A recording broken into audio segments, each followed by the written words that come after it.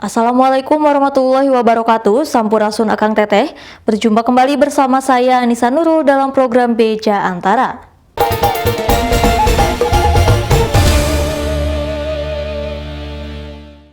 Terputusnya beberapa alur distribusi akibat gempa Cianjur membuat harga bahan pangan di wilayah tersebut naik, sehingga hal ini menyulitkan para pedagang karena harus membeli barang dengan harga yang tinggi dari distributor. Para pedagang mengharapkan suntikan modal dari pemerintah dan pengawasan alur distribusi agar tidak ada penimbunan.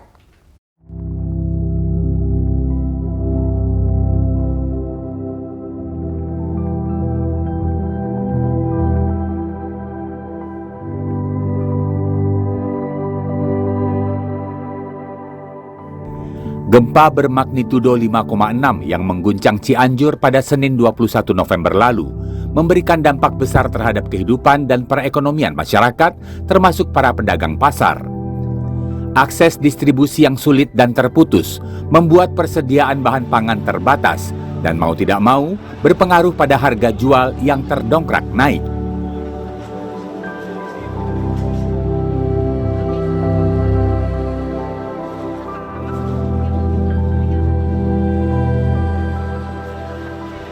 Menurut para pedagang di Pasar Induk Cianjur pada Kamis 1 Desember, imbas dari sulitnya distribusi, hampir semua harga kebutuhan pangan naik, bahkan ada yang mengalami kenaikan hingga 40%. Selain masyarakat pembeli mengalami kesulitan karena kenaikan harga, para pedagang juga mengaku kesulitan untuk mendapatkan barang dari distributor. Sejumlah pedagang berharap adanya bantuan pemerintah pasca gempa untuk para pedagang, terutama berupa suntikan modal. Tomat tadinya 8.000 jadi 12.000. Bawang tadinya 25 jadi 30. Pokoknya nama rata-rata nama 20%, ada yang 40% ada. Jadi kasihan bagi pembelinya. Ya harapannya supaya pemerintah membantu kita semua para pedagang lah untuk kasih modal usaha. Mudah-mudahan mereka memberi untuk modal usaha, harapan saya biar semuanya lancar dan yang kena dampak semoga kembali lagi gitu ke biasa biar mereka bisa belanja lagi ke sini. Ya mudah-mudahan dari pemerintah ada bantuan lah gitu. Ya bantuan untuk yang rumah-rumah yang pada itu dibantu gitu. Belum normal ya, masih kurang gitu, kurang normal gitu. Masih agak sepi. Masih pada takut yang itu. Yang jualan yang ke pasar-pasarnya gitu.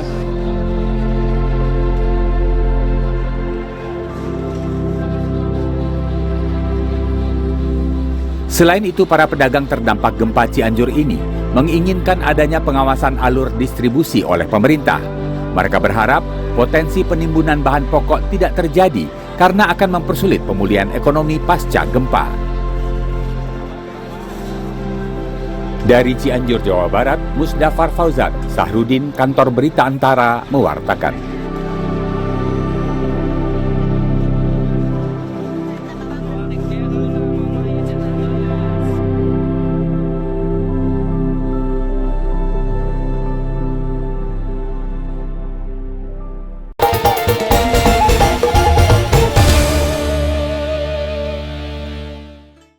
Dari 135 korban jiwa dalam tragedi Kanjuruhan, 2 diantaranya dilakukan pemeriksaan ekshumasi, di mana hasil otopsi, seperti dikatakan Ketua Dokter Forensik Indonesia Cabang Jawa Timur Nabril Bahasuan, menyimpulkan tidak ada ditemukannya unsur gas air mata sebagai penyebab kematian kedua korban.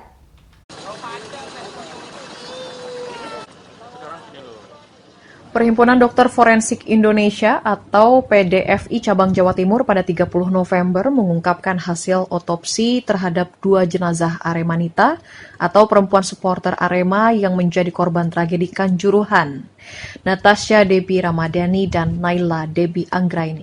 di mana seperti dikatakan Ketua PDFI Cabang Jatim Nabil Bahaswan di Universitas Erlangga Surabaya pada 30 November, menyimpulkan didapatinya tanda bekas kekerasan benda tumpul yang menyebabkan patahnya susunan tulang iga dan pendarahan dalam yang cukup banyak, sehingga mengakibatkan kematian kedua remaja putri tersebut. Selain itu, kesimpulan dari hasil pemeriksaan ekshumasi terhadap kedua korban tidak ditemukan unsur gas air mata yang menyebabkan kematian. Saat terjadi kerusuhan, usai pertandingan sepak bola antara Persebaya dengan Arema FC di Stadion Kanjuruhan, Kabupaten Malang, Jawa Timur pada 1 Oktober lalu. Dari hasil pengumpulan sampel yang ada pada kedua korban, kami sudah mengumpulkan kepada Badan Riset dan Inovasi Nasional ya, dan di hasil didapatkan tidak terdeteksi adanya gas air mata tersebut. Kesimpulan hasil otopsi terhadap kedua korban jiwa dalam tragedi Kanjuruhan jelas Nabil telah diserahkan kepada penyidik kepolisian serta Badan Riset dan Inovasi Nasional atau BRIN. Dia tidak dapat menjelaskan secara rinci benda tumpul apa yang menjadi penyebab kematian kedua korban. Penjelasan lebih detail, kata dia, akan disampaikan saat persidangan dengan mendatangkan pihak BRIN yang memeriksa hasil sampel toksikologi atas pemeriksaan ekshumasi terhadap kedua jenazah. Dari Surabaya, Jawa Timur, Hanif Nasrullah, Kantor Berita Antara, mewartakan.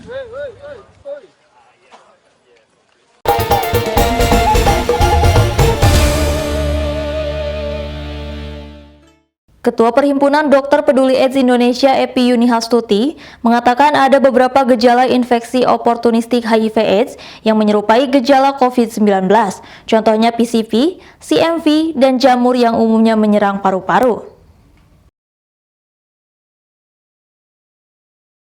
HIV/AIDS masih menjadi momok bagi masyarakat dunia, mengingat hingga kini belum ditemukan obatnya. Di sisi lain, selama terjadinya pandemi COVID-19, ditemukan beberapa suspek yang mengeluhkan gejala seperti sesak napas.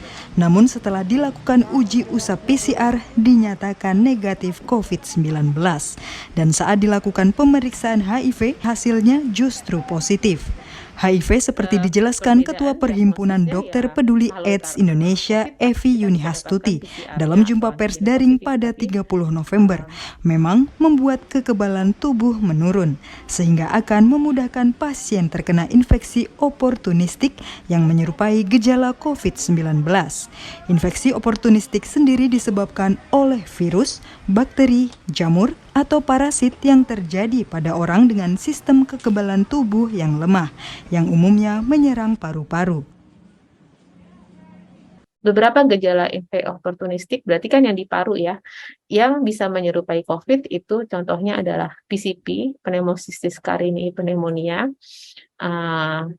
yang kemudian ada CMV di paru-paru, juga Aspergillus jamur yang di paru. Berbagai penelitian yang dilakukan orang dengan HIV/AIDS atau ODHA, jelas Evi, memiliki risiko infeksi 1,3 hingga 1,2 kali lebih tinggi saat dinyatakan positif COVID-19. Selain itu, ODHA yang terkena COVID-19 memiliki risiko kematian hingga 1,8 kali lebih tinggi dibandingkan pasien COVID-19 non-HIV. Tim Kantor Berita Antara mewartakan.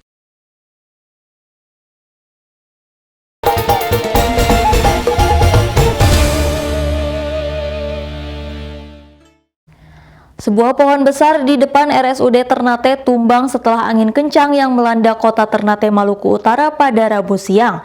Pohon itu menimpa sebuah mobil petugas kesehatan yang sedang terparkir di tepi Jalan Raya Saleh Effendi. Angin kencang yang melanda kota Ternate, Maluku Utara pada 30 November mengakibatkan tumbangnya sebuah pohon setinggi 30 meter di Jalan Raya Saleh Effendi, Kelurahan Takoma, Kecamatan Ternate Tengah. Tidak hanya itu, peristiwa tersebut juga mengakibatkan sebuah mobil yang sedang terparkir di depan Rumah Sakit Umum Daerah Kota Ternate tertimpa. Kejadian yang menimpa mobil milik salah satu petugas kesehatan di RSUD Kota Ternate itu pun mengakibatkan terhambatnya arus lalu lintas, sehingga anggota Polres Ternate bersama masyarakat sekitar berusaha memotong pohon menjadi beberapa bagian dan mengevakuasi mobil yang tertiban. Kepala Subbagian Humas Polres Ternate, Inspektur 2 Wahyudin menyebut peristiwa itu tidak sampai mengakibatkan jatuhnya korban jiwa maupun luka-luka. Karena saat peristiwa itu terjadi tidak ada kendaraan maupun orang yang melintas. Di dalam mobil yang tertimpa pohon pun tidak ada orang, walaupun mobil tersebut mengalami rusak berat. Dan pohon yang tumbang tersebut sudah dibersihkan dan ditebang oleh masyarakat setempat bersama anggota kepolisian. Dan sementara jalan tersebut sudah lancar dan aman untuk dilewati. Wahyudin mengimbau masyarakat Kota Ternate untuk selalu waspada jika terjadi angin kencang, utamanya bagi yang rumahnya berada di dekat pohon besar, mengingat saat ini cuaca memang kurang bersahabat sehingga rawan terjadi bencana hidrometeorologi. Dari Kota Ternate, Maluku Utara, Harmoko Minggu, Kantor Berita Antara, mewartakan.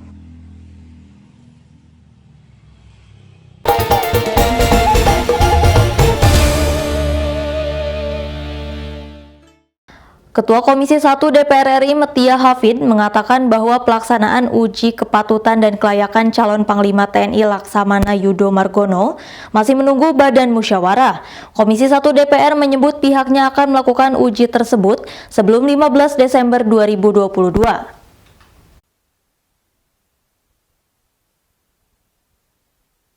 Pelaksanaan fit and proper test atau uji kepatutan dan kelayakan oleh DPR RI terhadap calon Panglima TNI Laksamana Yudo Margono masih menunggu penugasan dari Badan Musyawarah atau BAMUS DPR. Sesuai prosedur yang berlaku, penugasan BAMUS ini menjadi dasar bagi Komisi 1 DPR untuk menjalankan uji kepatutan tersebut. Inilah yang disampaikan oleh Ketua Komisi 1 DPR RI Mutia Hafid saat dihubungi Antara pada Kamis 1 Desember.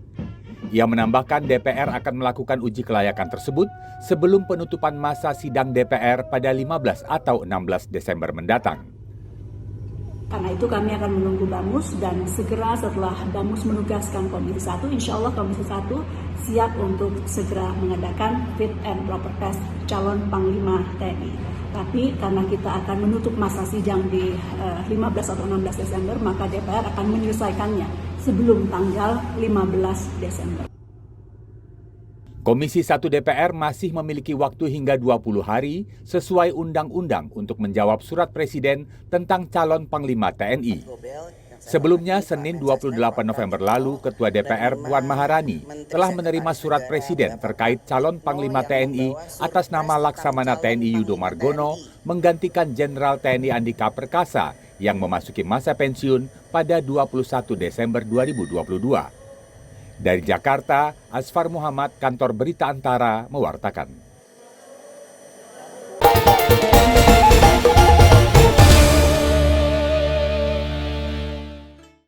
Kabupaten Majalengka, Jawa Barat mencanangkan penanaman 1 juta pohon dalam rangka memperingati Hari Tanam Sedunia pada 30 November.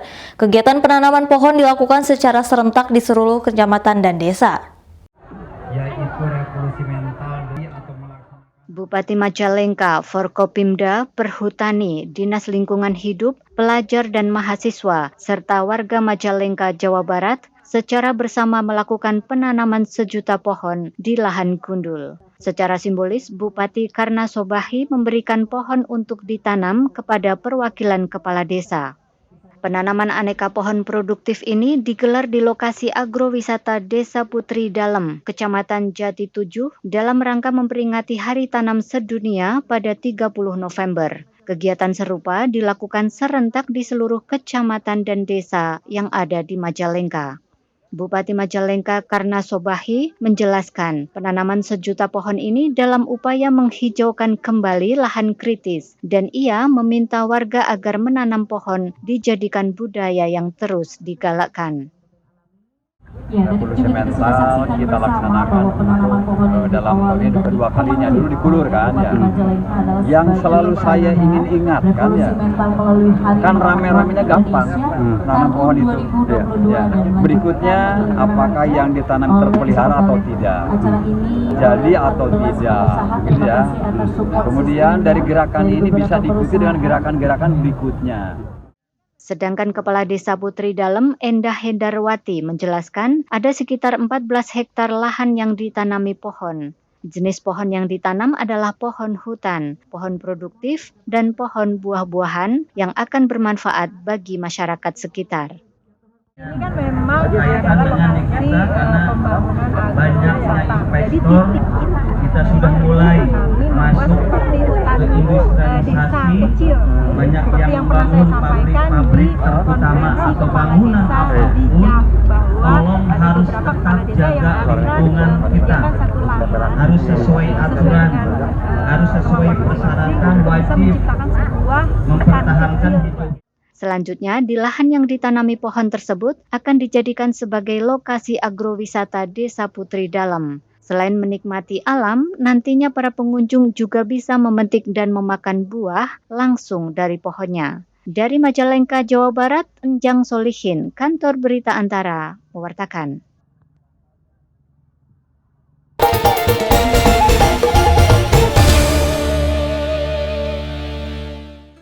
Akang Teteh, demikian Beja Antara hari ini. Tetap saksikan Beja Antara setiap hari Senin sampai dengan Sabtu. Saya Anissa Nurul beserta kru yang bertugas pamit undur diri. Terima kasih. Wassalamualaikum warahmatullahi wabarakatuh.